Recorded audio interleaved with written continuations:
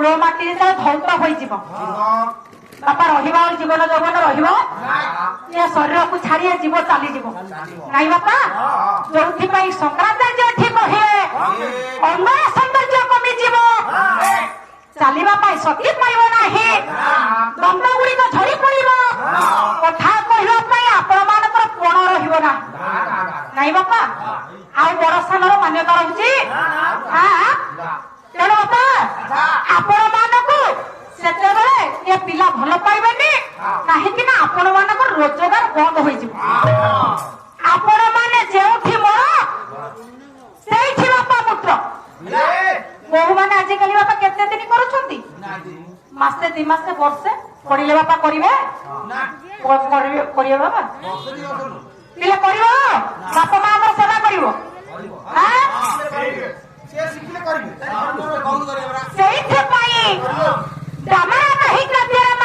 प्रमाण कले ये पुआ जेते दिन कर धन जन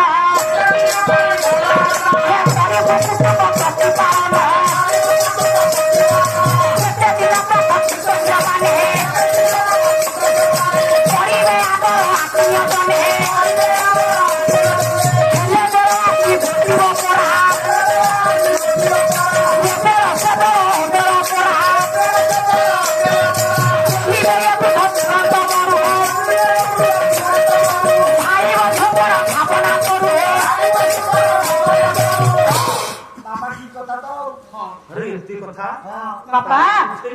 मलमूत्र आपण घरे करुथिबे माँ माने दूर बसी टिके दया करी सासू ससुर सेवा करिवे सेवा कले माले पुण्य मिलिबो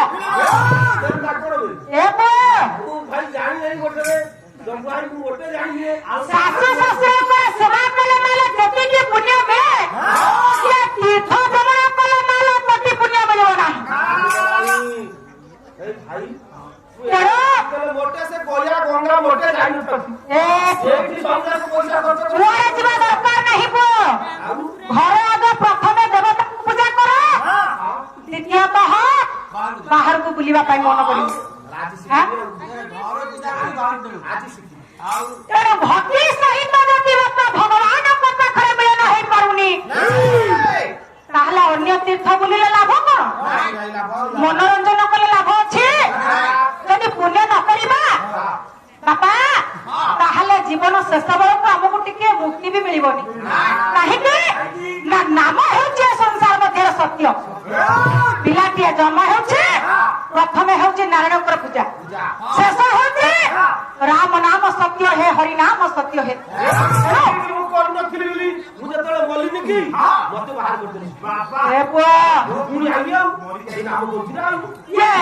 हरि नाम को वजन कीर्तन कला ये संसार बापा मुक्ति पाई नहीं तेणु सी भक्ति रखा कौटी ना बापा माँ पद पंकज तले स्वामी पद पंकज तले बापा जगन्नाथ स्वामी नयन पथगामी भव तुम्हें भव तेणु प्रथम स्वामी हेले नारायण पिलाठू वृद्ध पर्यंत जगन्नाथ पाक गले दुई हस्त को टेकी दे समस्त आगे भगवान को डाकिले बोले प्रभु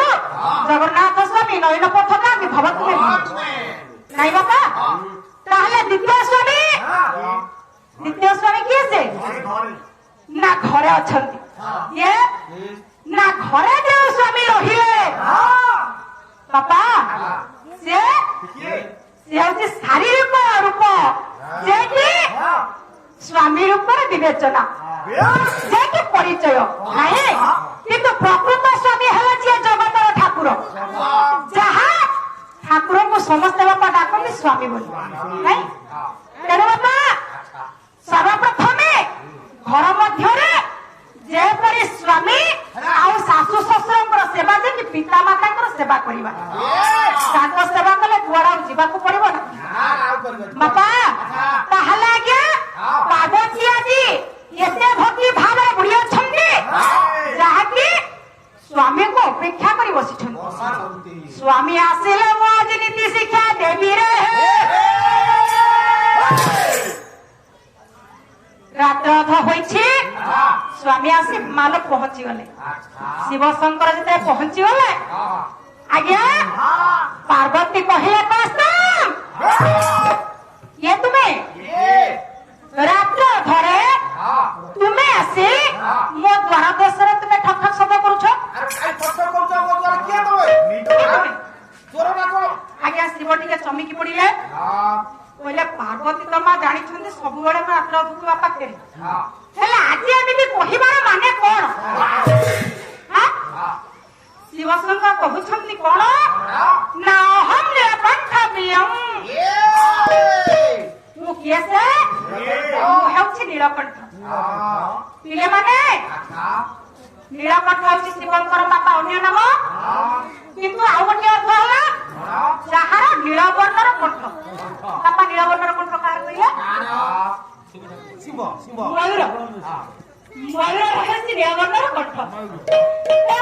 पार्वती आगे केमिति गोटे अर्थर दुईटी अर्थ बा करूछन देखो काहेकि ना स्वामी को केमिति नीति शिक्षा देबे कहले कहले नीलकंठ तुम्हें जदि तुम्हें नीलकंठ एका नेका न गुरु बापा मयूर कोन करे एका मेका शब्द करेनी कहले तमे जदि मयूर ताले केका मेका शब्द करूना मु जानिबि तमे होछ मयूर तमे के पड़ी आसीबो कहले अरे पार्वती तमे जानि पारुना मते तमे नीलकंठ मयूर सहित समान कला मोर अनेक नाम रही महादेव शंकर भोलानाथ भूतपति कृष्णधारी अनेक नाम रही तुम्हें मत चिन्ह पार बापा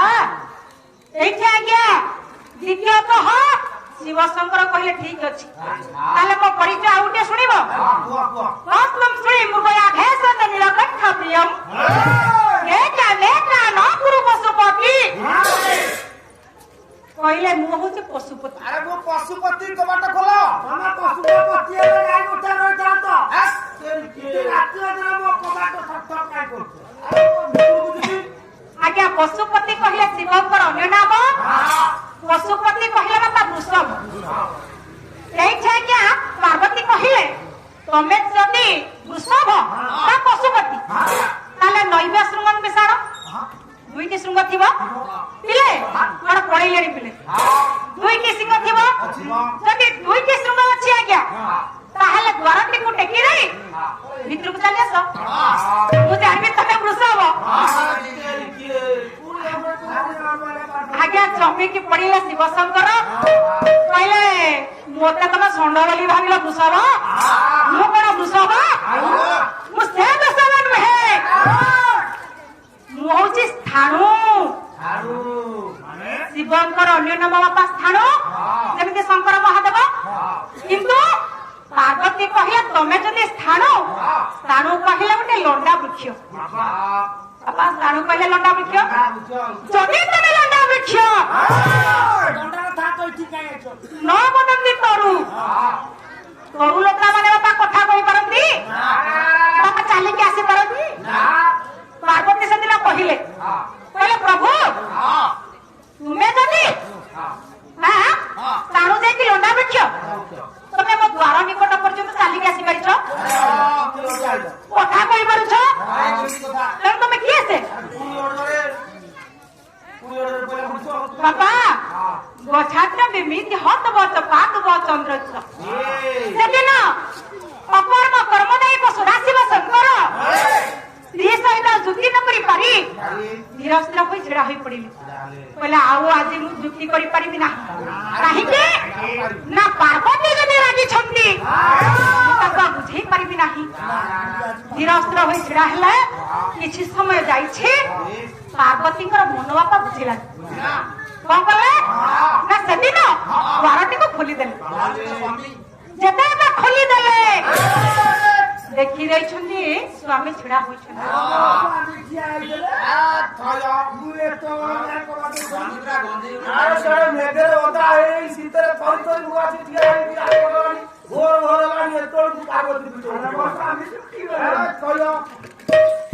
आज्ञा सेदिन शिव शंकर कहले पार्वती पार्वती तुम्हें आज मो पर रागी छ ରାଗିଛ ଠିକ ଅଛି କାହିଁକି ଜାଣିଛ ମୁଁ ସବୁବେଳେ ରାତ୍ରଥକୁ ଫେରୁଛି ବୋଲି ତୁମେ ମୋ ଉପରେ ରାଗିଛ ଠିକ ଅଛି ମୁଁ ଜାଣିପାରୁଛି ହେଲେ ମୁଁ ଆଉ କୋଉ ଦିନ ରାତ୍ରଥକୁ ଫେରିକି ଆସିବିନି କେତେବେଳେ ଚଞ୍ଚଳ ଫେରି ଆସିବେ ତେବେ ଆଉ ରାଗନି ହଁ ନା ଏହିପରି କଥା ମୋ କଥନରେ ବାପା ରହିଛନ୍ତି ଯଦି